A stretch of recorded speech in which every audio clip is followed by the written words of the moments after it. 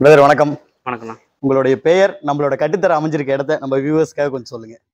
அண்ணா வணக்கம். இது சரி. வந்து சரணம்பட்டி. சரிங்க. சரணம்பட்டில தான் நம்ம கட்டுத்தர கட்டுத்தர இருக்கு. ஆமா. உங்களுடைய பெயர்? விமல். விமல். ஆமாங்க. சரிங்க பிரதர். இப்போ இந்த கால்நடை வளர்ப்பு அப்படிங்கிறதுல வந்து மாடு வளர்ப்பு வந்து ஒரு முக்கிய தொழிலா இருக்கு. ஆமாங்க. எத்தனை வருஷமா பண்ணிட்டு இருக்கீங்க? இதுக்கு முன்னாடி நீங்க என்னவா இருந்தீங்க? எப்படி இந்த ஃபீல்டுக்குள்ள வந்தீங்க? கொஞ்சம் விரிவா சொல்லுங்க. அண்ணா இதுக்கு முன்னாடி நான் வந்து வெப் டெவலப்பரா இருந்தேங்க. Web developer. ஆமாங்க. IT field. ஐடி ஃபீல்ட்ல. சரிங்க. 2013லேருந்து 2020 வரைக்கும். 20 வரைக்கும். ஆமாங்க. Okay okay okay. அப்புறம் மாட்டு பண்ணைன்னா இது முதல்ல இருந்தே இருந்துச்சுங்க. அப்பா காலத்துல இருந்து. சரிங்க. ஒரு 2013 நான் கரெக்டா வேலைக்கு போறப்போ அப்போ மாட்டு பண்ணைய க்ளோஸ் பண்ணிட்டோம். முதல்லயே ஒரு 15, 20 மாடு இருந்துச்சு. அப்ப சரி. எல்லாம் பால்காரங்களுக்கு ஊத்திட்டு இருந்தோம். ஓகே. இப்போ கரெக்டா கோவிட் வரும்போது மாடு வாங்கினோம். மாடு அதுக்கு வாங்குனீங்க. முன்னாடியே ஒரு மாடு இருந்துச்சு. ஓகே நம்ம ஓகே. வீட்டுக்கு அளவா. சரிங்க. அப்புறம் கோவிட்ல ஆரம்பிச்சுன்னா அந்த பால்காரங்களாம் வர முடியல. ஓகே ஓகே அந்த ஓகே. அபார்ட்மெண்ட்ல எல்லாம் உள்ள விட மாட்டாங்க அப்படின்னு சொன்னோன்னே சரிங்க.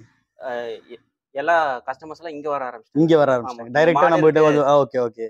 அப்படின்னு சொல்லிட்டு ஒரு 2 பேர் வந்தாங்க ஃபர்ஸ்ட். சரிங்க. சரி அவங்களுக்கு பால் பத்தலன்னு சொல்லி இன்னொரு மாடு வாங்கணும். இன்னொரு அப்புறம் 4 பேர் எக்ஸ்ட்ரா ஆனாங்க. சரி. அவங்களுக்கு பால் பத்தல இன்னொரு மாடு வாங்கணும். சரி. அப்படி எக்ஸ்டெண்ட் பண்ணாங்க. இப்போ இப்போ 25. வந்து பாத்தீங்க அப்படின்னா எத்தனை மாடுகள் நம்ம கிட்ட இருக்குங்க பிரதர்? அண்ணா இப்போ மாடுன்னு சொல்ல முடியாதுங்க. மொத்தமா ஒரு 25 உருப்படி இருக்குன்னு வச்சுக்கோங்களேன். மொத்தமா 25 உருப்படி ஆமா. இருக்குது. சரி சரி. எத்தனையில ஆரம்பிச்சது இது? முதல்ல வந்து ஒரே ஒரு மாட்டுல இருந்து ஆரம்பிச்சு ஆமா. 25க்கு ஒரு வந்திருக்குது. புள்ளி தான் அப்படிங்கிற மாதிரி ஒரு மாட்டுல இருந்து ஒரு ஆரம்பிச்சோம். மாட்டுல இருந்து ஆமா. ஆரம்பிச்சிருக்கு. இப்போ நீங்க முழு நேர தொழில இதுதான் பாக்குறீங்களா? ஐடி அண்ணா பாக்குறீங்களா இல்ல இத பாக்குறீங்களா? இல்ல ஐடி வேலை விட்டதுக்கு அப்புறம் தான் இது இத ஆரம்பிச்சோம். ஆரம்பிச்சதே வந்து முழு நேர தொழில இதுதான் பாத்துட்டு இருக்கீங்க. சரிங்க பிரதர். பொதுவா வந்து ஒரு கருத்து என்ன அப்படின்னு கேட்டீங்கன்னா, இந்த மாட்டு பண்ணை அப்படிங்கிற விஷயம் வந்து லாபகரமான தொழில் இல்ல. ஏன்னா அதுக்கான தீவன செலவுகள் அதிகம், அதுக்கான முட்டுவலி அதிகம், ஆள் கூலி இப்படி எல்லாம் கணக்கு போட்டு பார்க்கும்போது அதுல இருந்து பெரிய லாபம் கிடைக்கிறது இல்ல அப்படிங்கிறது ஒரு பரவலான கருத்தா இருக்கு. உங்களோட பார்வையில இதை எப்படி பாக்குறீங்க? அண்ணா அது எப்படி வச்சிருக்கோம் அப்படிங்கிறது தான் இருக்கு. சரிங்க. சரிங்க. ஃபர்ஸ்ட் அது சொந்த இடமா இருக்கணும். ஓகே.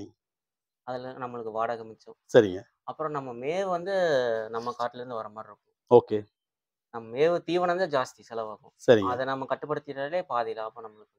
பாதி லாபம் வரும். அப்புறம் நம்ம எவ்வளவு நல்லா பாத்துக்கிறோம் மாட்டோம் அது மீதி லாபம் நம்ம அதுல எடுத்து. அதுல இருந்து தான் எடுத்துக்க முடியும். சரிங்க பிரதர். இப்போ ஆள் போட்டு நம்ம பண்ணும்போது வந்து இந்த ஆள் கூலி அதெல்லாம் கணக்கு போடும்போது நமக்கு லாபத்துல நிக்குதுங்களா? அண்ணா நம்ம யாருக்கு கொடுக்குறோங்கிறத அதுதான் ஹைலைட். ஆமா. நம்ம சரிங்க. எண்ட் கஸ்டமர் யாருன்னு பார்த்தோமோ அதுக்கு ஏத்த மாதிரி பண்ணிக்கலாம். சரிங்க. இப்போ நம்ம யாருக்கெல்லாம் கொடுத்துட்டு இருக்கோம் பிரதர்? நம்ம டைரக்ட் கஸ்டமர் தான். Direct customer. ஆமாங்க. பால்காரங்களுக்கும் ஊத்துறோம். ஓகே. சொசைட்டிக்கும் ஊத்துறோம். சொசைட்டிக்கு ஊத்துறோம். அதாவது வந்து பேலன்ஸ் வந்து சொசைட்டிக்கும் ஆமாங்க. முக்கியமான கஸ்டமரா வந்து பாத்தீங்கன்னா நம்ம டைரக்டா கன்சியூமர்கிட்ட கொண்டு போய் சேர்த்திட்டு இருக்கோம். ஆமாங்க. எப்படிங்க பிரதர்? டைரக்டா கொண்டு போய் அவங்க கிட்ட கொடுக்குறோமா இல்ல அவங்க நம்ம இடத்துக்கு வந்து வாங்குறாங்களா? என்ன மாதிரியான பர்பஸ் இது ப்ராசஸ் பண்ணிட்டு இருக்கோம்? அண்ணா இப்போ நம்ம இப்போ 200 லிட்டர் ஓட்டுறோங்க சரிங்க. ஒரு நாளைக்கு. ஒரு ஒரு நாளைக்கு 10% வந்து நம்ம கிட்ட வந்து வாங்கிக்கிறாங்க. வந்து வாங்கிக்கிறாங்க. ஓகே. ஆமாங்க. மீதி இருக்கிறதெல்லாம் வந்து பாட்டில்டு மில்க் தான். பாட்டில் மில்க் நம்ம ஆமா. கொண்டு போய் தான் அவங்க கிட்ட கொடுக்குறோம். ஆமா. நம்ம ஃபுல்லா ஸ்டெரிலைஸ் பண்ணிடுறோம் சுத்தமா. Okay okay okay. ஸ்டெரிலைஸ் பண்ணி பாட்டில்ல பால் ஃபில் பண்ணி அப்புறம் நம்ம சப்ளைக்கு முடிச்சுட்டு கிளம்பிட வேண்டியதான். பால் கறந்து முடிச்சுட்டு சப்ளை கிளம்பி. கொடுக்குறோம். ஓகே. இப்போ ஒரு லிட்டர் பாலானது வந்து நம்ம கோயம்புத்தூர் மாவட்டத்துக்குள்ள அதாவது சிட்டிக்கு நடுவில் வந்து ஒரு லிட்டர் பாலானது என்ன ரேட்டுக்கு போயிட்டு இருக்கு? நம்ம பிராண்ட பொறுத்துங்க. பிராண்ட மேல பொறுத்து இருக்க குவாலிட்டி நம்ம குட்வில்ல பொறுத்து ரேட் மாத்திக்கலாம். ரேட் மாத்திக்கலாம். ஆமாங்க. இங்கே ஒரு 2 கிலோமீட்டர் கன்சில ஒரு பண்ணை இருக்குங்க. சரிங்க. லிட்டர் 70 ரூபாங்க. லிட்டர் 70 ரூபா வரைக்கும் போகுது. ஆனா அடேங்கப்பா. இங்க இருந்து சரம்பட்டில இருந்து காந்திபுரம் எடுத்துட்டு போறாங்க. காந்திபுரம் கொண்டு போறாங்க. ஓ, அந்த ஆமாங்க. டிரான்ஸ்போர்ட் அப்படின்னு வரும்போது அதுக்கான ரேட் வந்து அதிகமாகுது இல்லைங்களா? ஆமாங்க. ஆமாங்க. சரி பிரதர். இப்போ 25 மாடுகளுக்கு மேல நம்ம வச்சிருக்கிறோம். கிட்டத்தட்ட ஒரு நாளுக்கான செலவு அப்படின்னா இந்த பண்ணையோட செலவு எவ்வளவா இருக்குது? அண்ணா கணக்கு பார்த்தோம்னா ஒரு 8000 to 9000 செலவு வரும். ஒரு நாள் செலவு மட்டுமே? ஆமாங்க. ஆள் கூலி இல்லாம. ஆள் கூலி இல்லாம மாடுகளுக்கு மட்டுமே, அதாவது அதாவது தீவன நம்ம செலவு ஆள் கூலி நம்ம வேலை செய்யறது சேர்த்திக்காம. நம்மளது வந்து அது சம்பளமா சேர்த்திக்க முடியாது இல்லைங்களா? ஆமாங்க. ஒரு ஓகே. 7-8000 செலவு வரும் ஆவரேஜ். சரி. இப்போ ஒரு நாளைக்கு பால் உற்பத்தி அப்படின்னா எவ்வளவா இருக்குங்க பிரதர் நம்மளது? நம்மளது ஆவரேஜா ஒரு 240 லிட்டர்ஸ் இப்போதைக்கு கணக்குல வரும். 240 லிட்டர். ஆமா. நம்ம வெறும் மில்கா மட்டும் தான் கொடுக்குறோம் இல்லைங்களா? எக்ஸ்ட்ரா இது வந்து இந்த மில்க் ப்ராடக்ட்ஸ் அந்த மாதிரி எதுவும் நம்ம கன்வெர்ட் பண்றது இல்ல. இல்ல நம்ம அதை கன்வெர்ட் பண்றதுக்கு மாதிரி ஐடியா இருக்குதுங்க. சரிங்க. அதுக்கு நாம முதல்ல நம்ம ஃப்ரீ ஆயிக்கணும். Okay okay okay. ஆமா. நம்ம இப்போ நம்ம தொழிலாளியா தான் இருக்கோம். ஓகே. நம்ம எப்போ முதலாளி ஆகுறோமோ அப்பதான் வேல்யூ ஆடட் ப்ராடக்ட். வேலை இப்போ ஒரு நாளோட வருமானம் அப்படின்னு பாத்தீங்க அப்படின்னா அந்த 240 லிட்டர்ல கிடைக்கக்கூடியது இல்லைங்களா? அப்ப அந்த ஆள் கூலி அதெல்லாம் போக வந்து எவ்வளவு நிக்குதுங்க உங்களுக்கு? மாசம் ஆச்சுன்னா எவ்வளவு லாபம் அப்படின்னா எவ்வளவு நிக்கும்? எத்தனை மாடுகள் வச்சிருந்தா அது லாபகரமான ஒரு மாட்டு பண்ணையா இருக்கும்? அதை பத்தி பிரீஃபா சொல்லுங்க. அண்ணா நீங்க இது நல்ல கேள்வி. சரி. எவ்வளவு லாபம் நிக்குதுன்னு கேக்குறீங்களா? இந்த கட்டாயம். வீடியோ அப்படியே கொஞ்சம் ஸ்க்ரால் பண்ணி பார்த்தா நிக்கிறதா லாபம். இதுதான் நிக்கிறதா லாபம். இதுதான் லாபம். சரிங்க. இப்போ ஏப்ரல் மே அப்படின்னு எடுத்துட்டீங்கன்னு வச்சுங்களேன். சரிங்க. எல்லா ஊருக்கு போயிடுவாங்க. ஆமா. பால் ரொம்ப கம்மி. கம்மியா வெயில் காலம் வேற. ஆமா. இப்போ நம்ம எடுக்கிற லாபம் எல்லாம் ஏப்ரல் மேல போயிடும். போயிடும். ஆமா. சரி. ஒண்ணும் இல்ல. இப்ப கணக்கு பார்த்தா ஒரு 1,50,000 ரூபாய் லாபம் மாசம் வருதுன்னு வச்சுக்கோங்களேன். ஓகேங்க. நான் இப்போ மட்டுமே ஒரு 6 மாடு வாங்கி போட்டிருக்கேன். எக்ஸ்ட்ரா. Extra okay. இந்த ஜூன்ல மட்டுமே. Okay, okay. எக்ஸ்ட்ராவா வாங்கி ஆமா, போட்டுருக்கீங்க. 3,00,000 ரூபாய். அந்த சரி. 6 மாடு தான் இருக்குது. Okay, okay. இத லாபம் வருஷத்துல தான் பார்க்க முடியுங்க. நம்ம மாசத்துல சார் லாபம் அப்போ வருஷத்துல அப்படின்னா என்ன லாபம்? நிகர லாபம்ங்கிறது என்னவா இருக்கும்? அதுதான் நான் சொன்னேங்கல்ல. 1,50,000. இப்ப நான் 4 வருஷம் முடிஞ்சுச்சுங்க. சரி. ஒரு மாடுல இருந்துச்சு. இப்ப 25 மாடு இருக்கு. 25 மாடா? இதுதான் லாபம். அதாவது வந்து ஷெட் இருக்கு. ஷெட் போட்டது. ஆமா. அடுத்த கேள்வி என்னோடது அதுதாங்க. இப்போ இந்த மாட்டு பண்ணை அப்படின்னு எடுக்கும்போது ஒரு ப்ராப்பரான ஒரு ஷெட் அமைப்பு வந்து வேணும். இப்போ கிராமப்புறங்கள்ல மாடு வளர்த்துறது வேற. அவங்க வெளியில கூட கட்டியிருப்பாங்க. பட் நம்ம வந்து ஒரு சிட்டிக்கு நடுவில் வந்து ஒரு மாட்டு பண்ணையை ப்ரொஃபஷனலா இதை பண்ணும்போது வந்து தொழில் முறையில பண்ணும்போது அதுக்கான ஒரு ஷெட் வேணும். இந்த ஷெட் எப்படி போட்டீங்க? எவ்வளவு செலவாச்சு? இதோட அடக்க விலை என்ன? அதை பத்தி கொஞ்சம் சொல்லுங்க. இது ஷெட் இது பர்பஸ்ஃபுல்லா போடணும்னு போடல. சரிங்க. கரெக்டா கோவிட் வந்துருச்சு. ஓகேங்க. கோவிடுக்கு ஒரு 40 நாள் முன்னாடி தான் நான் நின்னேன். சரி, சரி, சரி. ஒரு சின்ன சரி என்ன பண்ணலாம் யோசிக்கும் போது மாட்டு பண்ண ஆரம்பிச்சிடலாம். சும்மா இது ஒரு டாக்கு. அதுக்கு முன்னாடி ஒரு ஐடியாவா இருந்துச்சு. சரிங்க. சரி அப்போ 2 மாடு தான் இருந்துச்சு. Okay, okay. 2 மாடு இருந்துச்சு. சரி ஆரம்பிக்கலாம். சரி. முதல்ல ஷெட் போட்டுறலாம் அப்படின்னு சொல்லி ஷெட் போட்டதா இந்த ஷெட். ஓகே. இந்த ஷெட். Okay, okay. சரி ஆரம்பிக்கலாம். ஒரு மாடு இருந்தாலும் ஒரே வேலை தான். 4 மாடு இருந்தாலும் ஒரே வேலை தான் அப்படின்னு சொல்லிட்டு ஒரு ஷெட்டை போட்டுறலாம்னு சொல்லி ஆரம்பிச்சது தான் இப்படி ஒரு ஷெட் ஆரம்பிச்சோம். Okay, okay, okay. இந்த இனிஷியல் ஷெட் மட்டும் தான் நம்ம கையில இருந்து போட்டது. கையில இருந்து போட்டது. மீதி எல்லாம் வந்த லாபத்துல. எவ்வளவு ரூபாய் செலவு பண்ணிருப்பீங்க இந்த ஷெட்டுக்காக? 1,75,000 ரூபாய் ஷெட்டுக்கு மட்டுங்க. அப்புறம் மேல ஓலை போட்டிருக்கு. கூலிங்காக வந்து ஓலை போட்டு 20,000 ரூபாய். 1,20,000. 2 லட்சம் ரூபாய் ஆவரேஜ் வந்து ஒரு 2 லட்சம் ரூபாய் போட்டிருக்கு. ஓகே. இப்போ இந்த 2 லட்சம் ரூபாய் நம்ம வந்து இன்வெஸ்ட் பண்ணிருக்கோம். அது போல மாடுகளோட விலைன்னு ஒண்ணு இருக்கும் இல்லைங்களா? குறைஞ்சது ஒரு 30,000 ரூபாய் எல்லாமே இன்னைக்கு ஒரு நல்ல மாடு வாங்க முடியாது. இல்ல 50,000 எல்லாமே 50,000 இல்லாம வாங்க முடியாது. சரி ஒரு 50,000 ரூபாய் போட்டு கிட்டத்தட்ட ஒரு 10 மாடு 20 மாடு வாங்குறோம். அது போக வந்து ஒரு 2 லட்சம் ரூபாய்க்கு செட்டு போடுறோம்னா இதெல்லாம் ரிட்டர்ன்ஸ்ல எடுக்கிறதுக்கு எவ்வளவு நாட்கள் ஆகும்? எப்ப இருந்து நம்ம வந்து லாப கணக்குல பார்க்கலாம்? ஏன்னா நம்ம வந்து ரொட்டீன் போயிட்டே இருக்கும். லாபம்ங்கிறது எப்போ இருந்து எடுக்க ஆரம்பிக்கலாம்? எவ்வளவு காலத்துக்கு அப்புறம்? நீங்க கேக்குறது நிறைய பேர் இப்படிதான் பண்றாங்க. நிறைய பண்ணையெல்லாம் மூடுறதுக்கு இதுதான் காரணம். சரி. என்னன்னா இப்போ 25 மாடு இருக்கு. 24 லிட்டர் 240 லிட்டர் கறக்குது. சரி. இப்போ நான் என்ன பண்ணுவேன்னா 240 லிட்டர் கறக்குது லாபம் எனக்கு 1,50,000 லட்சம் நிக்குதுன்னு சொல்லி விட்டுருவேன். புரிஞ்சுங்களா? அப்புறம் அது அப்படியே 1,50,000 லட்சங்கிறது 1,10,000 ஆயிரும். ஓகே. அப்புறம் 4 மாசம் கழிச்சு 70,000 ஆயிரும். அப்புறம் பார்த்தா 30,000 ஆயிரும். அது அப்படியே நட்டத்துல போயிரும். சரிங்க. அப்போ நம்ம லாபம் வரும்போது என்ன பண்ணணும்னா சரிங்க. இதுல பாருங்க முக்கால்வாசி மாடு நான் 60,000 கொடுத்து 70,000 கொடுத்து வாங்கியிருக்க மாட்டேன். ஆனா இப்ப 70,000 80,000 போற மாடுக்கு தான் இருக்குது. என்ன ரீசன்னா சரி பால் எக்ஸஸா இருக்குன்னா நான் வந்து 6 மாசம் சின்ன மாடு 7 மாசம் சின்ன மாடு ஓகே எனக்கு 2 லிட்டர் கறந்தா போதும் கறக்கிற வரைக்கும் லாபம். ரைட்டு. அந்த மாதிரி சென இருக்கிற மாடா ஊர்காட்டுல தேடி நான் வாங்கிக்குவோம். அப்ப பார்த்தோன்னா 27,000 ரூபாய் 28,000 30,000 அந்த மாதிரி தான். ஆனா அது ஈன்ற பிறகு 60,000 70,000 போகும். ஆமா நம்மகிட்ட 3 மாசம் இருந்துச்சுன்னா செட் ஆயிக்கும். ஓகே. அந்த அப்ப நான் சொன்னேங்கல்ல முதல்ல அது 1,10,000 ஆகும்போது இது ஈனிரும். Okay okay. அப்புறம் லாபம் 1,30,000 ஆயிக்கும். அப்படி ஆயிக்கும். அதாவது ஒரு ரொட்டேஷன் தான் இது எதுவுமே இல்லைங்களா? அதாவது வந்து லாபம் அப்படின்னு எடுக்கிறது வந்து ஒரு குறிப்பிட்ட காலத்துக்கு அப்புறம் தான் லாபம்ங்கிறது நம்ம கையில கிடைக்க ஆரம்பிக்கும். அதுக்கு வரைக்கும் பொறுமை இருக்கணும். அதே மாதிரி நம்மளோட தொழிலை வந்து இன்னும் வந்து அடுத்த கட்டத்துக்கு நம்ம கொண்டு போய்கிட்டே இருக்கணும். ஆமாங்க. ரொம்ப அருமையா சொன்னீங்க பிரதர். இப்ப நம்ம கிட்ட வந்து ஃபுல்லாவே வந்து இந்த ஹெச்எஃப் மாடுகள் தான் இருக்கு இல்லைங்களா? ஹெச்எஃப் இருக்கு, ஜெர்சி இருக்கு, நாட்டு மாடு கிராஸ் இருக்கு. இப்போ நாட்டு மாடுகள் பத்தி நிறைய விழிப்புணர்வு எல்லாருமே பேசிட்டு வராங்க. அப்ப நாட்டு மாடுகளை விட்டுட்டு நம்ம இந்த மாடுகளுக்கு போறதுக்கான சரியான காரணம் என்னவா இருக்கும்? ரொம்ப கேள்விங்க, நல்ல கேள்விங்க. இப்போ எல்லாருமே நாட்டு மாடு தான் சொல்றாங்க. சரி. நான் நாட்டு மாடு தப்பு சொல்ல, நாட்டு மாடு குவாலிட்டியும் இப்போ வந்துருச்சு.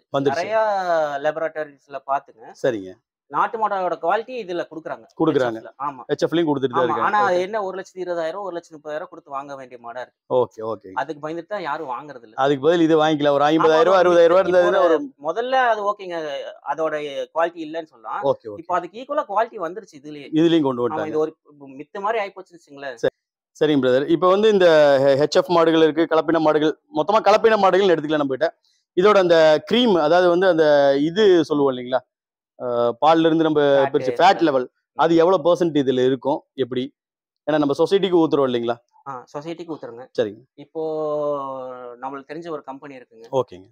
ஃபேட் எஸ்என்எஃப் செக் பண்ற கம்பெனி தான். செக் பண்றாங்க. Okay okay okay. அவங்க சாஃப்ட்வேர் டெவலப் பண்ணிட்டு இருக்காங்க. Okay okay. அவங்க நம்மளுக்கு வந்து மாசத்துக்கு ஒருக்கா வந்து நம்மள வெச்சு டெஸ்ட் பண்ணி ஃபேட்டை வந்து செக் பண்ணிடுறாங்க. ஆமாங்க ஆமாங்க. எவ்வளவு பெர்சன்டேஜ் வருது பிரதர் அப்ராக்ஸிமேட்டா ஃபேட் லெவல்? 7 8 எல்லாம் வருதுங்க. 7 8 வரைக்கும் 8 எல்லாம் வருது. எனக்கே ஆச்சரியமா இருக்கு. சாஃப்ட்வேர்ல ஏதாவது மிஸ்டேக் ஆடிங்க. சரிங்க. இல்ல அவங்க 4 மிஷின் வச்சிருக்காங்க. Okay okay. எல்லாமே ஒரே மாதிரி தான் காட்டுது. பாயிண்ட்ல தான் மாறுதே ஒழிய சரி 7.8 எல்லாம் வருது ஃபேட். அது அந்த ஜெர்சி மாட்டுல தான் வருது. ஓகே. அந்த கருப்பு சட்டையில வருது. அது கருப்பு சட்டையில வர்றதில்ல. நம்ம ஹெச்எஃப்ல வரதில்ல. இப்போ ஒரு 4%, 5%, 6% வரைக்குமே ஒரு பெரிய விஷயம் இல்ல. பட் 7.8% அதிகமான ஒரு ஃபேட் லெவலா இருக்கு. ஒரு ஃபேட்டுங்கண்ணா. நான் வந்து அது பால் கெட்டு போச்சாட்டு இருக்கு. அதனால தான் அப்படி காட்டுது. அப்படி நீங்களே நம்பல அத. சரிங்க. அப்புறம் நம்ம சொசைட்டில ஊத்துறாங்கல்ல, அங்க போய் பார்த்தா 4.3 அந்த மாதிரி தான் ஃபேட் நம்ம பார்த்திருக்கோம். எனக்கு அதே ஒரு ஆச்சரியம். சரி. எல்லா டைமும் ஒரு 3 டைம் வந்து செக் பண்ணிட்டாங்க. எல்லாமே ஒரே மாதிரி தான் இருக்கு. அதே லெவல்ல தான் இருக்கு. அப்படி 7.8% ஃபேட் லெவல் இருக்கு அப்படின்னா அதுக்கு என்ன மாதிரியான தீவனங்கள் நம்ம ஸ்பெஷலா கொடுக்குறோம் அத சொல்லுங்க. அண்ணா ஸ்பெஷலா ஒண்ணும் இல்லண்ணா. நம்ம எல்லாமே ரெகுலரா எல்லாமே நல்ல குவாலிட்டில கொடுக்குறோம். Okay okay. என்னென்ன மாதிரியான ஃபீட் நம்ம கொடுக்குறோங்க? நான் மக்காச்சோள மாவு கொடுக்குறோம். மக்காச்சோள மாவு, கோதுமை தவு கொடுக்குறோம், பாலத்தோடு கொடுக்குறோம், பாலத்தோடு, பருத்தி கொட்டை புண்ணாக்கு. ஓகே. அப்புறம் பாராமதின்னு சொல்லிட்டு ஒரு பெல்லட். ரொம்ப அருமையா இருக்குது. கம்பெனி ஃபீட் அது. ஆமா ஆமா. மேபி 7.8 வரதுக்குலாம் அது ஒரு காரணமா இருக்கு. அதுவும் ஒரு காரணமா இருக்கலாம். அட்வர்டைஸ்மென்ட் இல்ல, உண்மையாலுமே இல்ல புரியுது. இது கண்டிப்பா ப்ரொமோஷன் கிடையாது. நீங்க ஒரு உண்மையான ஒரு ஃபேக்டா சொல்றீங்க. ஆமா. சோ அந்த கான்சென்ட்ரேட்டட் ஃபீட் கொடுக்கும்போது வந்து பாலோட உற்பத்தி வந்து அதிகமாகுது. ஆமா உண்மையாலுமே அது கொடுத்ததுக்கு அப்புறம் நிறைய டெவலப்மென்ட் இருக்கு. ஒரு மாட்டுக்கு நான் ஒரு பேர் சொல்ல விரும்பல. அததான் யூஸ் பண்ணிட்டு இருந்தேன். சரிங்க. அதுக்கு இதுக்குமே ஒரு 15 நாள் இங்க வந்து தொடர்ந்து டெஸ்ட் பண்ணாங்க. Okay okay. கரெக்ட்டா 1ஆம் தேதி டெஸ்ட் பண்ணும்போது சரி. ஆக்சுவலா ஃபர்ஸ்ட் டேஸ் செக் பண்ணும்போது அந்த ஃபேட் லெவல் வேற. ஓகே. 15 டேஸ் செக் பண்ணும்போது அந்த ஃபேட் லெவல் வேறயா இருக்கு. பாலும் இன்கிரீஸ் ஆயிருக்கு. கிராஜுவலா. எனக்கு ஒரு மாட்டுக்கு எவ்வளவு அப்ராக்ஸிமேட்டா ஒரு மாட்டுக்கு எவ்வளவு இன்கிரீஸ் ஆயிருக்கும்னு நினைக்கிறீங்க அந்த கான்சென்ட்ரேட் ஃபீட்னால? ஒரு 1 to 1.5 லிட்டர். 1 லிட்டர்ல இருந்து 1.5 லிட்டர் வரைக்குமே. ஆனா இதுவே ஒரு பெரிய வத்தக்கரவையில. ஆமா. அதுதான் ஹைலைட். வத்தக்கரவையில வந்து 1.5 லிட்டர் வரைக்கும்ங்கிறது இது ஒரு பெரிய வித்தியாசம் இல்லீங்களா? ஒரு ஹியூஜ் டிஃபரன்ஸ் காட்டுது. ஆமா ஆமா. கண்டிப்பா பிரதர். சோ இந்த கான்சென்ட்ரேட்டட் ஃபீட் இல்லாம வந்து நம்ம வந்து பால் உற்பத்தியை வந்து அதிகப்படுத்துறதுங்கிறது வாய்ப்பு இல்ல. இப்போ கிராமப்புறங்கள்ல எல்லாம் வந்து பாத்தீங்கன்னா நிறைய பச்சை மேயும் மாடு. ஏன்னு கேட்டீங்கன்னா அவுத்து விட்டுருவாங்க. ஒண்ணு அண்ணாங்கால் போட்டு விடுவாங்க, இல்ல அப்படின்னா மாட்டை பிடிச்சிட்டு போய் காடு தோட்டத்துல வந்து கட்டி வைப்பாங்க. நல்லா ஒரு பெரிய கயிறு விட்டு முளைக்குச்சி அடிச்சு கட்டி விட்டுவாங்க. அது அந்த ஏகதேசமா பறவைகளா சாப்பிட்டுட்டு இருக்கும். பட் நம்ம இப்போ ஒரு சிட்டிக்கு நடுவில் வந்து அதுக்கான வாய்ப்புகள் குறைவு இல்லைங்களா? நம்ம கட்டி வச்சுதான் தீவனம் போடணும் அப்படிங்கும்போது அதுக்கான பச்சையும் கரெக்டா கிடைக்குதுங்களா? கிடைக்குதுங்கண்ணா. நம்ம இங்க இருந்து ஒரு 3.5 கிலோமீட்டர்ல ஒரு குத்தைக்கு இடம் முடிச்சிருக்கு. சரிங்க. அங்க 2 லேபர் எப்பவுமே இருப்பாங்க. ஓகே. அவங்களுக்கு என்ன வேலைன்னா நம்ம வண்டி எடுத்து போகும்போது நம்ம வண்டியை லோட் பண்ணி அனுப்புறது தான் வேலை. ஓகே. ஆமா. சூப்பர் நேப்பியர் அங்க போட்டிருக்கோம். சரி. மக்காச்சோளம் சீசனுக்கு போடுவோம். அதை எடுத்து வந்து போட்டுருவோம். மக்காச்சோள கருது கொடுக்கும்போது வந்து பால் உற்பத்தி அதிகமாகும் இல்லைங்களா? ஆமாங்க. அது போக நம்ம சத்தியமங்கலத்துல இருந்து வரப்போ கத்தை வாங்கிக்கோங்க. அதையும் வாங்கிக்கிறோம். 1000 ரூபாய்க்கு டெய்லி வாங்குவோம். ஏன்னா அது இல்லைன்னா நம்ம அப்படியே பால் கிராஜுவலா கம்மியாயிட்டே வரும். சோ அந்த பச்சை கொடுத்து அந்த மக்காச்சோளத்துல தான் அந்த குவாலிட்டி வரும் இல்லைங்களா? இப்ப எப்படி பிரதர் அப்படியே போடுற மாதிரி தட்டுகளா இல்ல வந்து சாஃப் கட்டர் மூலமா கட் பண்ணி அதுக்கான கட்டர் யூஸ் பண்றோம். சாஃப் கட்டர் கம்பல்சரி வேணும் இல்லைங்களா? அந்த காலத்து மாதிரி முதல்ல நாங்க அப்படிதான் போட்டுருந்தோம். சரிங்க. ரொம்ப வேஸ்டேஜ் நிறைய வேஸ்டேஜ் இருக்குது. பாதியே வேஸ்டேஜ் ஆயிருந்துச்சு. ஓகே. நம்ம அப்போ 2500 ரூபாய்க்கு மேல் போட்டிருந்தது. இப்போ 2000 ரூபாய்க்கு மேல் போறோம்னு ஒரு 500 ரூபாய் வந்து அதுல குறைஞ்சிருக்கு. அந்த சாஃப் கட்டர்னால குறைஞ்சிருக்கு இல்லைங்களா? சூப்பரா சொன்னீங்க பிரதர். ரொம்ப அருமையா சொன்னீங்க. இப்போ இந்த மாடுகள் அப்படிங்கும்போது வந்து பாத்தீங்க அப்படின்னா நம்ம வந்து ஒரு ஷெட்டு போட்டு கீழே வந்து தரை தளம், அதாவது சிமெண்ட் தளம் வச்சு தான் கட்டுறோம். நிறைய பேர் சொல்றது என்ன அப்படின்னா இந்த சிமெண்ட் தளத்துல வந்து மாடு நிக்க கூடாது, அது வந்து மண்ணில் தான் நிக்கணும். அப்படி நின்னுச்சுன்னா என்ன ஆகுன்னா அதுக்கு வந்து சில நோய்கள் எல்லாம் வரும். உதாரணத்துக்கு மடி நோய் வருங்கிறாங்க, கால் குழம்புல வந்து புண்ணு வரும் அப்படின்னு நிறைய சொல்றாங்க. இது எவ்வளவு தூரம் உண்மை, இல்ல இது ஒரு மித்து தானா? எப்படி அதை பத்தி கொஞ்சம் பிரீஃபா சொல்லுங்க. இது மித்துன்னு சொல்ல முடியாதுங்க, உண்மைதாங்க. நம்ம எப்படி கட்டுத்தர வச்சிருக்கோம் அப்படிங்கறத இருக்கு. சரிங்க. அப்போ சிமெண்ட் தரையிலையும் நிறுத்தலாம், ஒன்றும் தப்பு இல்லை. எப்பவுமே சிமெண்ட் தரையில நிறுத்தக்கூடாது. சரிங்க. நான் எக்ஸாம்பிளுக்கு ஒரு வீடியோ காட்டுறேங்க. ஓகே. இந்த இதுலயே போட்டுடலாம். சரிங்க. சிமெண்ட் தரையில நிக்கிறனால என்ன ஃபால்ட் எல்லாம் வருது அப்படிங்குது. அது காட்டுறேன். அந்த மாதிரி நம்மகிட்ட ஒரு மாடு இருக்கு. ஓகே. இப்போ நம்ம மேட்டும் போடுறோம் இல்லைங்களா? இந்த மேட் வந்து நம்ம எங்க பர்ச்சேஸ் பண்றோம், இது என்ன குவாலிட்டியில் நம்ம மேட் வாங்குறோம், மேட் கம்பல்சரி போடணுமா மாடுகளுக்கு, அதை பத்தி இந்த லாங் ரன் வந்து நம்ம மேட் கண்டிப்பா போடணும். ஆமா. இப்போ யோசிச்சிங்கன்னா இது இந்த கட்டுத்தரையில நிக்கிறதுங்க எல்லாமே காங்கிரீட் கட்டுத்தரை தான். அப்ப என்ன பிரச்சனைனா அது கொஞ்சம் கால் வலிக்கும் கட்டாயமா. ஆமா. அப்புறம் அந்த வலியோட இருக்கும்போது நம்மளுக்கு தெரியாது மாடு கொஞ்சம் கொஞ்சமா பால் கம்மியாயிட்டு இருக்கும். ஆமா. இது கொஞ்சம் குச்சநாட்டு இருக்கறனால சரிங்க. அதோட காசை நம்ம எடுத்துக்கலாம். அது ஒரு இன்வெஸ்ட்மென்ட் மாதிரி தான். ஒரு செலவு மாதிரி நம்ம பார்க்க கூடாது. சரிங்க. இந்த மேட் வந்து என்ன ரேட்டுக்கு கிடைக்குது, அவைலபிள் எப்படி? மேட் ஒவ்வொரு கடையில ஒவ்வொரு ரேட்டுக்கு தகுந்த குவாலிட்டி வாங்கணும். ஓகே. ரேட்டுக்கு தகுந்த குவாலிட்டி என்ன, அதோட லைஃப் டைம்னா என்னவா இருக்கு, எவ்வளவு நாளைக்கு யூஸ் பண்ணலாம் ஒரு மேட்? நம்மளது இப்போ ஒரு 2 மேட் வாங்கியிருக்குங்க. சரிங்க. அது 1.5 வருஷம் ஆச்சு. ஓகே. அதுக்கு முன்னாடி பண்ண ஆரம்பிச்ச புதுசுல ஒரு 2 மேட் வந்துச்சு. அது இன்னும் அப்படியே புது மேட் மாதிரியே கிட்டத்தட்ட ஒரு 2.5 வருஷம் வந்து தாக்கு பிடிக்கும். 5 வருஷம் தாக்கு பிடிக்கும். ஒரு 5 வருஷம் வரைக்குமே தாக்கு. ஆனா என்னன்னா நம்ம வெயில்ல போடக்கூடாது. Okay okay. நிழலான போட்டா கட்டி மாதிரி ஆயிரும், கட்ட மாதிரி ஆயிரும். ஓகே, விரச்ச மாதிரி ஆயிரும். சோ அத வந்து ஒரு ஷேடோ பிளேஸ்லயே வச்சிருந்தோம்னா மாடுகளுக்கு நல்லது. அது ஒரு மாட்டோட இதுக்கு ஹெல்த்துக்கு வந்து நல்லா தான் இருக்குது. நல்லா தான் இருக்குது. ஓகே, அருமையா சொன்னீங்க பிரதர். இப்போ பொதுவா வந்து மாடுகன்னு வச்சிருக்கவங்களோட பிரச்சனையே என்னன்னு கேட்டீங்கன்னா, இந்த சாணி வெளிச்சு கொட்டுறது, சுத்தப்படுத்துறது. அந்த கட்டுத்தறி வந்து சுத்தமா வச்சுக்கிறதுங்கிறது வந்து ஒரு முக்கியமான ஒரு விஷயம். ஏன்னா மாட்டோட யூரின் இருக்கும், அதோட சாணம் இருக்கும், எல்லாமே அங்கேயே விழுந்துட்டு இருக்கும், மாடு அதுலயே பிறண்டுட்டும் இருக்கும். அப்போ இந்த சாணங்கள் எல்லாம் வந்து நம்ம வந்து ப்ராப்பரா வந்து கலெக்ட் பண்றதுக்கு ஏதாவது மெத்தட் ஃபாலோ பண்றோமா? மெயின் அந்த யூரினுக்கு ஏதாவது பண்றோமா? அதே மாதிரி சாணங்களை எப்படி கலெக்ட் பண்றோம், அதை பத்தி கொஞ்சம். ஆமா, இது கொஞ்சம் பயங்கரமா நிறைய பேருக்கு தெரிய வேண்டிய ஒரு விஷயம். ஆமா, இது என்னன்னாங்க, இப்போ நம்ம வந்து கரெக்டா ஒரு 3:30 மணிக்கு காலையில எந்திரிச்சுன்னா எல்லா வேலையும் செய்யணும். சரி. காலையில எந்திரிச்சு வந்தோடனே நம்ம மாடுகளை டைம் ஆயிடுச்சுன்னு சொல்லிட்டு எந்திரிச்சிடும். சரி. எந்திரிச்சுன்னு டக்குன்னு சாணி இழுத்துட்டு, ஓகே, நம்ம ஹிந்திக்கார பையன் ஒருத்தர் கரெக்டா 4 மணிக்கு வந்துடும். சரி. வந்து அவர் சாணியெல்லாம் வலிச்சு போட்டுருவோம் அப்படிங்க. ஓகே. என்ன பிரச்சனைனா, சாணி நல்லா வலிக்க மாட்டோம் அப்படிங்க. சுத்தமா செய்ய மாட்டாங்க. வேலையாட்களோட குறைபாடு இதுதான். ஆமா, சரிங்க. அப்புறம் அவங்க எல்லாம் முடிச்சுட்டு போனேன்னா, முன்னாடி காலைல சாயங்காலத்துல இன்னைக்கு சாயங்காலம் 6 மணிக்கு க்ளோஸ் பண்ணிட்டோம். சரிங்க. க்ளோஸ் பண்ணிட்டா நாளைக்கு காலையில 3 மணிக்கு தான் ஸ்டார்ட் ஆகும். டிஸ்டர்ப் பண்ற வேலையே இல்ல. ஓகே. என்னன்னா, பின்னாடி இருக்கிற சாணி வந்து முன்னத்தங்காலுக்கே வந்துரும். அவன் என்ன பண்ணுவான், பின்னாடி இருக்கிறத மட்டும் எடுத்துட்டு போயிடுவான். Okay okay. சுத்தமா எடுக்காம. ஓகே, சுத்தமா எடுக்காம போயிடுவான். இப்போ நம்ம அப்படியே கறக்க ஆரம்பிச்சுன்னு வச்சுங்களேன். சரிங்க. அவன் சாணி எடுத்து நம்ம அப்படியே கறக்க ஆரம்பிச்சோம்னா, 1வது மாடு கறக்கும் போது 10வது மாடு படுத்துரும். கரெக்ட். அதுவும் மறுபடியும் அதே சாணியில தான் வரும்போது 1வது மாடு படுத்துரும். சாணியிலேயே படுக்கறனால மடிவீக்க வரதுக்கான வாய்ப்பு இருக்கு. அப்புறம் சாணி முன்னத்தங்கால் இருக்கும், திடீர்னு நகரும்போது கால் வலிக்கிட்டு கீழே விழுகிறதுக்கு வாய்ப்பு இருக்கு. மாடு ஸ்லிப் ஆகிறதுக்கும் வாய்ப்புகள் இருக்கு. சரி. அதனால நாங்க என்ன பண்றோம், அப்படியே ஒரு ட்ரைனிங் தான், பழக தெரிஞ்சுக்கிற மாதிரி. நாங்க ஃபர்ஸ்ட் அவன் சாணி வலிச்சுன்னு நாங்க தண்ணி வைக்க ஆரம்பிச்சிருவோம். ஓகே. தண்ணி வைக்கும்போது மறுபடியும் இன்னொரு டைம் பையன் சாணி வலிப்பான். நாங்க இருக்கிற சாணி எல்லாம் வலிக்கு விட்டுருன்னு சொல்லிட்டு வலிக்க ஆரம்பிச்சிருவாங்க. ஓகே. தண்ணி குடிச்சு முடிக்கும் போது நம்ம முதல் மாடு ஸ்டார்ட் பண்ணுவோம். ஆமாங்க, அது 10வது மாடு குடிச்சு முடிக்கும் போது கரெக்டா இருக்கும். நம்ம கிராஜுவலா வரும். அது வந்து அப்படியே ஒரு ரொட்டீனான ஒரு ஒர்க்கா நடந்துதான் ஆகணும். தண்ணி குடிச்சுன்னு எந்த மாடு படுக்காது, கொஞ்ச நேரம் நிற்கும். சரிங்க. நம்ம அதுக்குள்ள ஃபுல்லா கிளீன் பண்ணிடுவோம். இந்த யூரின் எல்லாம் வந்து எப்படிங்க, ஏதாவது வந்து ட்ரைனேஜ் மாதிரி கலெக்ட் பண்றோமா, எப்படி அது எப்படி பண்றோம்? ஆமாங்க, இது நம்ம ஆக்சுவலா சிட்டிக்குள்ள தான் இருக்கும். சரிங்க. சென்டர் ஆஃப் சிட்டில இருக்கும். எங்கேயுமே வெளிய விட முடியாது. வெளியில விட முடியாது மாடுகளை. அதனால நம்ம சோக் பீட் போட்டு அங்க தான் இறக்கிட்டு இருக்கோம். சோக் பீட் போட்டு தான் இறக்குறீங்க. அப்புறம் ஒரு 15 days ஒன்ஸ் வந்து ட்ரை கிளீன் இவங்க வந்து சோக் பீட் கிளீனர் வந்து எடுத்துட்டு போயிடுறாங்க. பிரதர், பொதுவா வந்து மாடுகள் வளர்த்தணும் அப்படின்னா இந்த பஞ்சகாவியம் எல்லாம் நிறைய தயாரிப்பாங்க. நம்ம அது மாதிரி ஏதாவது ட்ரை பண்றீங்களா? பஞ்சகாவியம் தயாரிச்சிருக்கோமா? உங்களோட எக்ஸ்பீரியன்ஸ் என்ன? இல்ல, நான் முதல்ல சொன்ன மாதிரி நான் இன்னுமே வந்து நம்ம எம்ப்ளாயி தான்.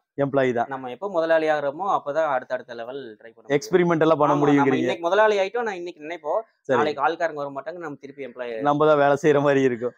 ஆமா, அதனால நம்ம இன்னும் அதெல்லாம் ட்ரை பண்ணல. இன்னும் கொஞ்சம் மேபி ஃபியூச்சர்ல இன்னும் ஒரு 40 மாடு ஆயிடுச்சுன்னா நம்ம அதெல்லாம் ட்ரை பண்ணலாம்.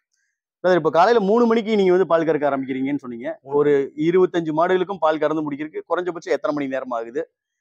கையில கறக்கிறோமா இல்ல மிஷின் வச்சு கறக்கிறோமா? எப்படி நம்மளோட டைம் சேவிங் எப்படி பண்றோம்? நம்ம ஆக்சுவலா சொன்ன போனா நம்ம 20 மாடு ஆகிற வரைக்குமே நான் இன்னும் கறந்தே பழகல. அதுக்கப்புறம் தான் 25வது மாடுக்கு தான் நம்ம கறந்தே பழகணும். சரி. ஆமா, என்னன்னா கறப்போம், ஓரளவுக்கு கறப்போம். நம்ம அது கறந்து முடிக்கிறதுக்குள்ள என்னடா இவன் கறந்தே முடிக்க மாட்டேங்கிறாங்கிற அளவுக்கு அந்த அளவுக்கு டயர்ட் ஆயிடும். இப்போ கொஞ்சம் கிராஜுவல் ஆயிடுச்சு. என்னன்னா நம்ம ஃபுல்லா மிஷின் தான். எல்லாமே மிஷின் தான். 2 பக்கெட் வச்சிருக்கோம். ஓகே. ஒரு 1.25 மணி நேரம் ஆகும். 20 மாடு. சரி. இந்த 25 மாடுல 5 மாடு எப்பவுமே கறக்காது. ஆமா, ஒரு 20 மாடு வந்து கறக்கிறது. ஒரு 1.25 மணி நேரம் 2 மணி நேரம் 2 மணி நேரம் தான் ஆகும். இப்போ இந்த இடத்துல ஒரு முக்கியமான கருத்து, நிறைய மக்கள் விவசாயிகள் என்ன நினைக்கிறாங்க அப்படின்னா, மிஷின் வச்சு கறக்கிறது வந்து மாடுகளுக்கு வந்து கஷ்டத்தை கொடுக்கும், ப்ராப்பரா வந்து அது கறக்காது, மாடு வந்து பால் அடக்கிடும் அப்படிங்கிற மாதிரி எல்லாம் ஒரு கருத்து சொல்றாங்க. கையில கறக்கிறதா சரியா இருக்கும்னு உங்களோட கருத்துப்படி எது சரி? கையில கறக்கிறது தான் சரி. அதுதான் சரி. ஆனா யாருமே சுத்தமா கறக்க மாட்டாங்க. நம்மளே எல்லா டைமும் கறக்குவோம் அப்படின்னு சொல்ல முடியாது. அப்ப நம்ம பால்காரன் போடுவோம், அவன் எங்கேயோ கறந்துட்டு வருவான். சரி. அதை அப்படியே வண்டி ஓட்டிட்டு வந்து எல்லாம் டஸ்ட் ஃபார்ம் ஆயிருக்கும், அவன் அப்படியே கறப்பான். அதெல்லாம் எடுக்கிறதுக்கு வந்து நம்ம கண்டிப்பா மிஷின் வாங்கி தரணும். மிஷின் ரொம்ப பெட்டர். ஓகே. இப்போ படித்த இளைஞர்கள் நிறைய பேர் வந்து இந்த மாதிரி கால்நடை வளர்ப்புல வரணும்னு ஆசைப்படுறாங்க. குறிப்பா சொல்லணும்னா மாட்டுப்பண்ணை வைக்கணும் அப்படிங்கிறது எல்லாத்தோட கனவாகவும் இருக்கு. ஏன்னா நிறைய பேரோட ஆசை என்ன அப்படின்னு கேட்டீங்கன்னா, 4 மாடு வாங்கணும், அண்ணாமலை ரஜினிகாந்த் மாதிரி சீக்கிரம் பெரிய ஆளாகணும், அப்படின்னு நினைக்கிறாங்க. ஸோ அந்த மாதிரி இளைஞர்களுக்கு நீங்க என்ன மாதிரியான அறிவுரைகளை கொடுப்பீங்க? எப்படி வந்து இந்த தொழில படிப்படியா வரலாம், எப்படி வெற்றி அடையலாம், அதை பத்தி சொல்லுங்க. இல்ல நானே அப்படிதான் நினைச்சேன். நானும் 4 மாடு வச்சுட்டு அண்ணாமலை ஆயிரலாம். அண்ணாமலை ஆயிரலாம் அண்ணாமலை படம் பார்த்து ஸ்டார்டிங்ல இருந்தே அண்ணாமலை ரஜினிகாந்த் ஆகணும் அப்படிங்கிறது நம்ம கனவு. சரிங்க. அப்புறம் சில பல பிரச்சனை நம்ம ஐடி கம்பெனி வேலையா உள்ள போயிட்டோம். சரி. என்னன்னா நம்மளுக்கு பேசிக் தெரிஞ்சிருக்கணும். ஓகே. ஆளு இல்லைன்னா நம்ம ஒர்க் பண்ணணும். ஓகே. அதுக்கு தயாரா இருக்கணும். அதுக்கு இறங்கி வேலை பார்க்கறதுக்கு தயாரா இருக்கணும். அருவருப்பு படக்கூடாது. சரி. அது இருந்துச்சுன்னா நம்ம எவ்வளவு வேணாலும் சாதிக்கலாம். Okay brother. இப்போ காலையில ஒரு 3 மணிக்கு ஆரம்பிக்கிற உங்களோட நாள் எப்ப நிறைவடையுது? சாயந்தரத்துல டெய்லி 3:30 மணிக்கு எந்திரிச்சோம். 3:30 மணிக்கு எந்திரிக்கிறோம். ஓகே. நம்ம வேலை நம்ம முடிக்கிறதுக்கு 8 மணி ஆயிரும். சரி. சப்ளைல இருந்து எல்லாமே எல்லாமே முடிக்கிறோம். ஆமா. ஆள் இல்லைன்னா சரி, அது 12 மணி ஆயிரும். 12 மணி ஆயிரும். ஆமா. நம்ம ஆள் ஒரு நாள் இல்லாம இருப்பாங்க. திடீர்னு பார்த்தா ஒரு வாரம் கூட இல்லாம இருப்பாங்க. எல்லாமே இருப்பாங்க. ஆமா. அவங்க மைண்ட் செட் பொறுத்து நம்ம அவங்கள ஒண்ணும் சொல்ல முடியாது. நம்ம சொல்லிட்டோம்னா அப்புறம் நம்ம வாழ்க்கை ஃபுல்லா நம்மளே தான். கட்டாயம் பிரதர். அப்போ ஈவினிங் வந்து எத்தனை மணிக்கு ஆரம்பிக்கிறீங்க? எத்தனை மணி நேரம்? ஆள் வரலைன்னா நம்ம 2 மணிக்கு ஆரம்பிச்சிடுவோம். Okay okay. ஆள் வந்தாங்கன்னா நம்ம 2:30 மணிக்கு உள்ள வருவோம். ஏன்னா அவங்களுக்கு கொஞ்சம் லிபர்ட்டி தரணும், கொடுக்கணும். Okay okay. அவங்க வேலை முடிச்சதுக்கு அப்புறம் நம்ம உள்ள வந்தோம்னா கரெக்டா இருக்கும். கரெக்டா இருக்கும். ஆமா. ஒரு 6:30 போது ஃபுல்லா சப்ஜெக்டா எல்லாமே முடிஞ்சிரும். சப்ஜெக்டா முடிஞ்சிரும். Okay okay. அப்போ ஒரு நாளைக்கு வந்து காலையில ஒரு 3 மணி நேரம், சாயந்தரம் ஒரு 3 மணி நேரம் வந்து நீங்க பண்ணக்குள்ள வேலை செய்ய வேண்டிய ஒரு இது இருக்கு, சூழ்நிலை இருக்கு இல்லைங்களா? சரிங்க பிரதர். இந்த இடத்துல தான் ஒரு முக்கியமான கேள்வி. வழக்கமா வந்து இந்த ஆடு மாடு வளர்த்துறதுல ஒரு பெரிய பிரச்சனை என்னன்னா, ஆடு மாடு வளர்த்துறோம்னா அதை விட்டுட்டு எங்கேயுமே போக முடியாது. ஒரு கல்யாண காட்சி, வீட்டுல எந்த ஒரு விசேஷம் ஃபங்க்ஷன் அப்படின்னாலும் போக முடியாது. இன்கேஸ் அப்படியே நம்ம தவறி போனாலும் அந்த நேரம் ஆச்சுன்னா நம்ம அடிச்சு புடிச்சு ஓடியாரணும். ஏன்னா நேரம் தவறி பால் கறக்க முடியாது. இதை நீங்க எப்படி பாக்குறீங்க? இது உங்களுக்கு கஷ்டமா இல்லையா? இது எனக்கு ரொம்ப கஷ்டமா இல்லைங்க. சரி. எப்பன்னா அந்த 2022 சரிங்க. யாரு ஃபங்க்ஷனுக்கு கூப்பிட மாட்டாங்க. ஃபங்க்ஷனுக்கு போக வேண்டியது லாக்டவுனுக்கு. சரி. என்னன்னா அதுக்கப்புறம் ரொம்ப சிரமமா இருந்தது. சிரமம் தானுங்க. ஆனா அப்போ நாங்க மேனேஜ் பண்ணிட்டோம். என்னன்னா நாங்க எல்லா ஃபங்க்ஷனுக்கும் ஃபர்ஸ்ட் ஆளா போயிருவோம். அதே ஃபங்க்ஷன் கடைசியாலாம் போயிருவோம். நடுவுல இருக்க மாட்டோம். யாருமே இருக்க மாட்டாங்க. அந்த டைம்ல நாங்க போயிட்டு உங்களோட வேலை நேரத்துக்கு நீங்க இங்க வந்துடுறீங்க. வேற வழியே இல்லை. சரிங்க பிரதர். இப்ப கிட்டத்தட்ட ஒரு 20க்கும் மேற்பட்ட ஒரு 25 மாடுகள் நம்ம இருக்கு அப்படின்னா இதோட மொத்த எஸ்டிமேஷன், அதாவது நம்ம இதுக்குள்ள போட்டிருக்க மொத்த முதலீடு அப்படின்னா எத்தனை லட்சமா இருக்கும்? ஒரு அப்ராக்சிமேட்டா ஒரு 12 லட்சம் இருக்கும். ஒரு 12 லட்சம். அப்போ ஷெட்டுக்குன்னு தனியா ஒரு 2 லட்சம், அதெல்லாம் சேர்த்தும் போது இன்னும் கூட வரலாம் இல்லைங்களா? ஒரு 12 to 15 லட்சம். 15 லட்சம் ரூபா இது இருக்கு. அப்போ ஒரு பண்ணை முறையில் அமைக்கணும் அப்படின்னா மினிமம் ஒரு 10 ல இருந்து 15 லட்சம் ரூபா செலவு ஆகும் இல்லைங்களா? அதாவது தொழில் முறையில பண்ணும்போது ஸ்டார்டிங் ஒரு 10 மாடு இருந்தாதான் ஒரு பண்ணைங்க வாங்க. 10 மாட்டுக்கு ஒரு 7-8 லட்சம் கண்டிப்பா செலவாகும். ஒரு 7-8 லட்சமாவது கண்டிப்பா செலவாகும். குறைஞ்சபட்சம் இந்த முதலீடு போட்டோம்னா மட்டும்தான் இந்த பிசினஸ் நம்ம சக்சஸ்ஃபுல்லா பண்ண முடியும் இல்லைங்களா? சரிங்க பிரதர். இப்ப குறிப்பா சொல்லணும்னா இந்த ஹெச்எஃப் ரகமா இருக்கட்டும், இல்ல வேற கலப்பின ரகங்களா இருக்கட்டும், ஜெர்சியா இருக்கட்டும், பால் உற்பத்திக்காக தான் நம்ம இந்த மாடுகளை வாங்குறோம். மாடுகளை தேர்வு செய்யும் போது எப்படி பார்த்து வாங்கணும், எப்படி வாங்கினா அது சரியான கறவை மாடா இருக்கும், எத்தனாவது மாசத்துல வாங்கணும், அந்த மாதிரி நிறைய விஷயங்கள் இருக்கு இல்லையா? நம்மளுக்கு பால் தேவை இருந்துச்சுன்னா நம்ம எப்படி இருந்தாலும் வாங்கிடுவோம். சரி. ஆமா. பால் தேவையில்லைன்னா நம்ம எல்லாமே சுழி பார்ப்போம், எல்லாமே பார்ப்போம். ஏன்னா அப்பதான் செட் ஆகும்னு சொல்லுவாங்க. சரி. நம்மளுக்கு 4 காம்பு நல்லா பால் வருதா? சரி. கடையெல்லாம் பார்க்க வேண்டாம், பால் நல்லா வருதா எப்படி கறந்து பார்த்து வாங்கணுங்களா? என்ன மாதிரி மாடை வாங்கும் போது எப்படி வாங்கலாம்? சந்தைகள்ல வாங்கலாமா, இல்ல மாடு வளர்த்துறவங்க கிட்ட இருந்து பண்ணைகள்ல வாங்கலாமா? எப்படி வாங்கினா கரெக்டா இருக்கும்? இல்ல சந்தையில வாங்குறத விட மாடு வளர்த்துறவங்க கிட்ட இருந்து வாங்கலாம். அவங்க கிட்ட இருந்து வாங்கினது பெட்டர். இப்போ 40,000 ரூபாய்க்கு ஒரு மாடு வாங்குறோம். சரிங்க. அவங்க வியாபாரிக்கு 35,000 கொடுப்பாங்க. அதே 40,000 கொடுத்தாங்கன்னா அவங்களும் சந்தோஷமா கொடுப்பாங்க. ஓகே. நம்ம அந்த குட் வைப்ஸ்ல நம்ம இன்னும் கொஞ்சம் நல்லா வளர்த்தலாம். புதுசா பண்ண ஆரம்பிக்கிறீங்கன்னா எல்லாமே 10 மாடுமே கறக்கணும்னு வாங்கினீங்கன்னா 10 மாடு 100 லிட்டர் கறக்கும். அது எத்தனை நாளைக்கு கறக்கும்? 5 மாசத்துக்கு கறக்கும். 50 லிட்டர் ஆயிரும். ஆமா. அதனால ஃபர்ஸ்ட் 2 மாடு, அப்புறம் வருஷத்துல 3 மாசம் வந்து வத்தக்கறவைக்கு போயிடும். ஆமா. பாலே இருக்காது சுத்தமா. அடுத்து செனை பிடிச்சதுக்கு அப்புறம் தான். ஆமா. சரி. நம்ம காசு இருக்குன்னு சொல்லி வாங்க கூடாது. ஃபர்ஸ்ட் நம்ம ஷெட் போட்டுறணும், அதுக்கு தங்கறதுக்கு இடம் போட்டுறணும், அதுக்கு தீவனம் ரெடி பண்ணிரணும். ஓகேங்க. அதுக்கப்புறம் 2 மாடு வாங்கணும். ஓகே. அந்த 2 மாடு நல்லா போதா 2 சென மாடு வாங்கிக்கலாம். ஒரு 8 மாசம் 7 மாசம்னா கண்டிப்பா நிறைய கிடைக்கும். சுத்தணும். ஓகே. அந்த சுத்தி ஃபர்ஸ்ட் 10 மாட்டுக்குள்ள ஆள் பிடிக்கிறதா, நம்ம கான்ட்ராக்ட் பிடிக்கிறதா உண்டு. அதுக்கப்புறம் மாடு சேர்த்துறதுக்கு எல்லாமே அந்த கான்ட்ராக்ட்ல நம்ம நிறைய மாடு பிடிச்சிக்கலாம். ஓகே.